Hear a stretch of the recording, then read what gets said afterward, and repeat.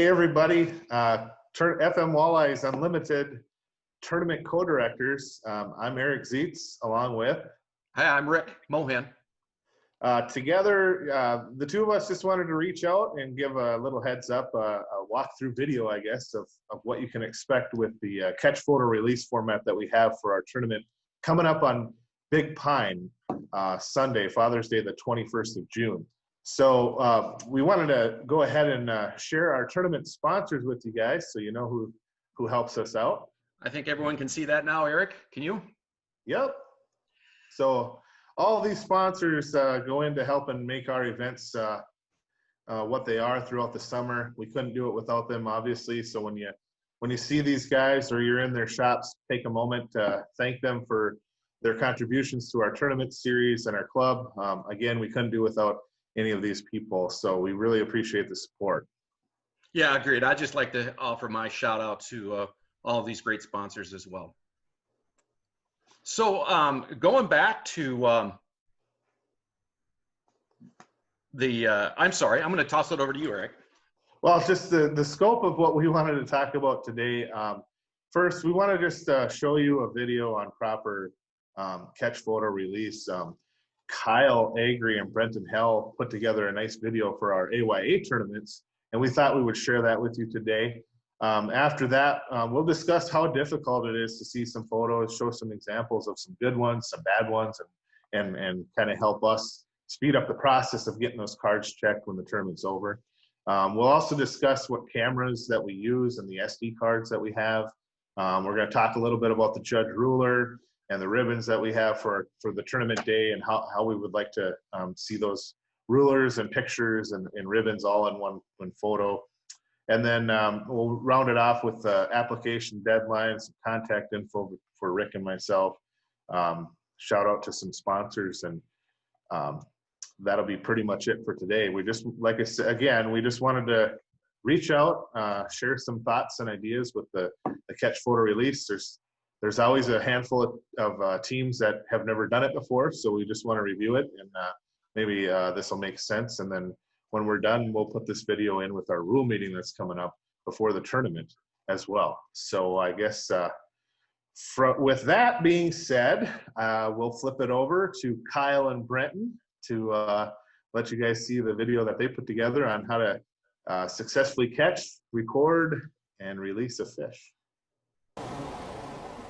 Kyle Agri and Brenton Hell here of FM Walleyes. We are your Little Pine and Devil's Lake Angler Young Angler Tournament Directors. We want to talk a little bit today about the catch, record, release format. Brenton, let's just talk a little bit about leading up to the tournament and the day of the tournament, how we are prepared for that. So what you're going to want to bring with you on the day of the tournament is your red judge ruler. That is the ruler that we do use as the official ruler for our AYA events.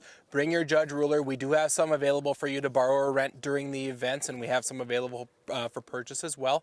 Also, you're going to want to prepare for the event by having a camera that will put the pictures onto a standard size SD card, not a micro card, but we need that a camera that will put the pictures onto a standard card. From there, the morning of the tournament, we're going to deliver a bag to you at the launch, and that bag is going to have your SD card for that day. It's going to have your scorecard and a colored ribbon. Now you're going to need that colored ribbon to be in your picture, which Kyle's going to talk about in a minute, and you're going to use that SD card to record your pictures during that tournament day. And if you do want to do some practicing with our SD cards the night before at the rules meeting, we're going to have those available, Kyle, so that you can bring your cameras out, make sure they work on the cards, and plan and prepare for the next day. Yep, we want to be prepared the morning of the tournament. Once we get out on the water, hopefully we see our anglers catching a lot of fish, and that's what we want to do. The intention of this tournament and this tournament format is to get the fish landed and in the boat, to get them measured, recorded, and released as quickly as possible. So the process is going to look like this. That walleye will first be taken out of the net and unhooked. We're going to lay that out on the judge ruler. We want a photo of one of the team members holding that fish on the judge ruler. Now it's important that we can see the nose of that fish touching the bump on the bottom end of the ruler, and then also where we can see the tail in terms of getting an accurate measurement and verifying that measurement. You can take as many photos as you would like. Once you get one you're satisfied with, then what we're going to do is we're going to take a hero shot. That indicates to us as tournament directors that we have the end of one fish and we can look for a new fish after that. A hero shot is simply a shot with one of the team members, preferably one who caught the fish, holding that fish. Once we get the hero shot, we immediately release that fish into the water, and hopefully that process is done as quickly as we possibly can.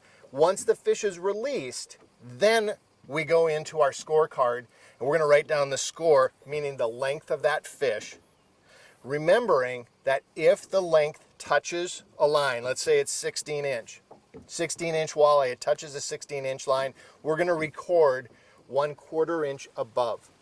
So if it touches 16 inches, we're going to record that fish as 16 1/4.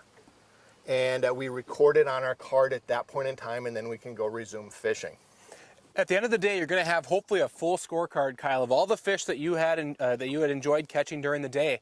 We need you to circle the amount of fish that we're weighing for that tournament. We need you to circle the ones you want us to weigh to factor into your weight for the day, and we need you to make sure that the angler's name who caught those fish is next to that measurement. It's a fun way to do a tournament. It lets us to score all of the big fish we catch during the day, really in avoiding our slot limitations if we were to bring the fish into the boat and bring them up to a scale. It's important to remember, Brent, and one of the things we want to make sure our teams are aware of is that at no time are we allowed to put a walleye into a live well into our boat. Our live wells need to be clean the entire day while we're out on the water.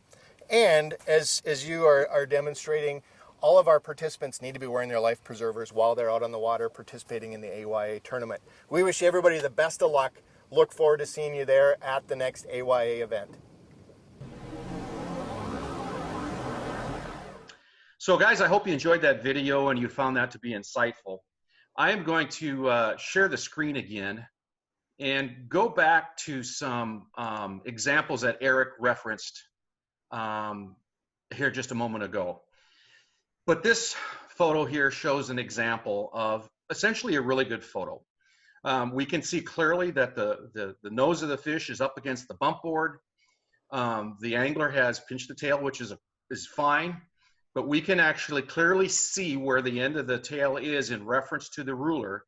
And we know that, and we can zoom in with our computer so we can really dial it in.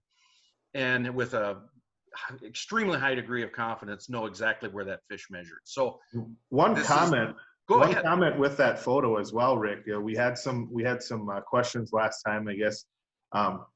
For these tournaments, the mouth on the ruler in the front there on the bump board, it can be open or closed either way, as long as it's touching, open or closed. If it is open, both the top and bottom need to be touching. So either way on the front. All right, great catch.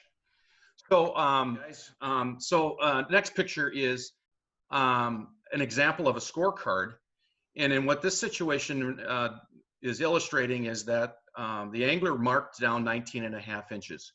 Unfortunately, the photo of the accompanying fish was 18.5 inches. So, I mean, it's an error, and that fish ends up being disqualified. So just take your time and try to be careful and make sure that the photo and the card agree. So this is an example of a tournament director and our validation partners. This is a nightmare, trying to make heads or tails of this fish. You can see that it's actually somewhat out of focus, and there's a huge washout, a sun-bleached spot. And in all honesty, there's just absolutely no way to accurately validate what the length of this fish is because of the quality of this photograph. So guys, Eric mentioned, when we did the pelican, I know there were some anglers that were anxious to get the results, and we had tried and discussed trying to get results out on Saturday night, but we literally spent hours trying to go through photos and to count as many fish as possible. And we're just not going to do that anymore. If a photograph is just washed out and that's the only one there is, it's DQ'd. So this is then another example of a regrettable situation in that it's not too bad a photo. It's a little bit washed out, but you can see the tail's cut off. So you have to have the entire fish in the picture. So that is one of those scenarios where if this was the only picture of the fish, it would have been DQ'd. So, I mean, if you're taking a couple of pictures and there's one like this, but there's other good ones, we're fine. But just another watch out that you want to make sure that you have the entire fish in the photograph. The other thing that I would point out as a best management practice is taking excellent photos or good quality photos in a catch photo release tournament really is a two-man job. And I know that there are some anglers anxious to get back to angling, so that, you'd net a fish. And, anecdotally, I've heard where then the guy who nets the guy who caught the fish, he's down there trying to take the photo himself, and the co-angler is back to fishing. That's a really good way to get a fish DQ'd, because taking a quality photograph is really a two-person job. You're going to want a person on the camera, and you're going to want a person with the fish on the bump board. Just FYI. Yeah, and if we're seeing that happen when we're patrolling, you're probably going to get a nice chat as well, because we want you to put your rods down and record the fish as a team, take that picture, the hero shot, and then go back to fishing. Don't have to reel all your rods in, but we want both tournament partners to take part in that picture. So, we were talking about examples of photographs. As we've mentioned, we do have we supply the SD cards at the time of the tournament at the kickoff. You guys will be inspected at the ramp, and we'll talk about that during the rules meeting, but then you're going to come over to where we are going to launch, and at Big Pine, it'll be at the Big Pine Lodge. We have access to their dock. And then we're going to hand you off a packet that's going to include a record card, a ribbon of the day that you're going to tie to the ruler, and then you're going to have an SD card like this. So we want you to utilize a camera that can accept an SD card like this.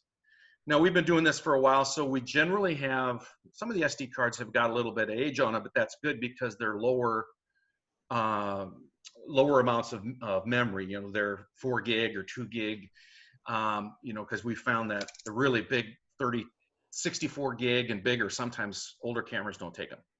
The other thing that we've done is that I did secure a small quantity of the micro SD cards. So this is our standard, and we're going to go with that.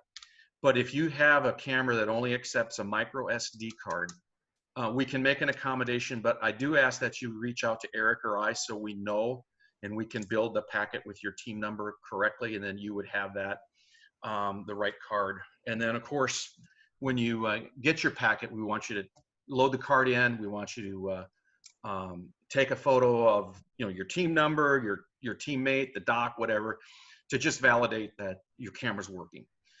If it doesn't, then you can come back to the dock, because we have a backup supply of SD cards that we can swap things out and make sure that you've got one that works. I also want to just again go over the fact that the official measuring device for our tournaments is the Judge Ruler. And this one happens to be one that was branded by FM Walleyes. But there are Judge Rulers available from other sources that wouldn't have our branding. And that's okay, as long as it's a Judge. And what we're going to ask you to do then is you're going to tie that ribbon with the color of the day around that. So when you take the picture, we can see that ribbon is visible in the photograph to know that that picture was taken, the day of our tournament. So I think, unless you have any other comments about that, Eric, I'm going to kick it back to you. Sure. So we're coming up on our application deadline. We put it as the 14th. We know we're nearing the end of that. What we want to say is, first of all, we put an application deadline to help make Rick and I's job a little bit easier. We've got some packets that we build. We put together all the team information and build our scorecard and everything else. So that's why we have a deadline. Now, with that being said, if it's Sunday and you decide, or somebody, your partner just got with you and you're going to fill out your paperwork, and obviously it's not going to get postmarked, just reach out to Rick or myself. Our contact information is on the website. Under tournaments, you'll find our phone numbers. You can click on our names to email us as well. I think it's even on the application. Yeah, it's even on the application. So reach out to us and just let us know that it's coming. If you drop it in the mailbox on Monday or Tuesday, just let us know that it's coming. Obviously, if you reach out to us on Wednesday and you drop it in the mailbox on Wednesday, with snail mail, we may not get it by Friday. So just make sure you reach out to us and let us know it's coming. We can make accommodations there because we want as many people in the tournament as we can get. So reach out to us if you're going to be past the deadline. So with that, I did want to recognize our sponsors again. And I do also then want to share with you additional information. So I'm going to stop the share on this one. And so folks, as we bring this video conference to a close, I do want to take this opportunity to, again, recognize some key sponsors and share with you a picture of our first place prize, which is a Lund Fury with a 40 horse. Again, a big shout out to Raised Marine of Moorhead and Perham. Want a shout out to Lund Boats, Mercury Outboard Engines, Interstate Batteries, and TRS Industries, who are in the process of fitting this beautiful boat with a custom tarp and cover. So with that, I'm going to flip it back to Eric. Yeah, another one we just wanted to mention real quick. Rick mentioned earlier a little bit, Big Pine Lodge. Big Pine Lodge is going to be our takeoff and return spot where we get to use their dock for the day. Super excited to be out there. They're happy to have us. Just remember when you guys are pre-fishing this week, they're open. You can call out when you're fishing, put your order in, and they'll come down to the dock and deliver your pizza or food right to your boat. So take advantage of that too, and make sure you thank them for letting us use their facilities. We couldn't, again, all of our sponsors are important and we couldn't do it without them. So a huge shout out to Big Pine Lodge as well. That's what I got, Rick. I guess if you got anything, if you want to wrap it up. Well, yeah, no, other than just, guys, we're really excited about the tournament coming up here next weekend, next Sunday the 21st. Hoping to get to see a lot of you guys. That looks to be there, maybe even some new participants that we're going to get to make some new friends. But again, looking forward to it. Wish you all the best. Stay safe. Can't wait to see you guys.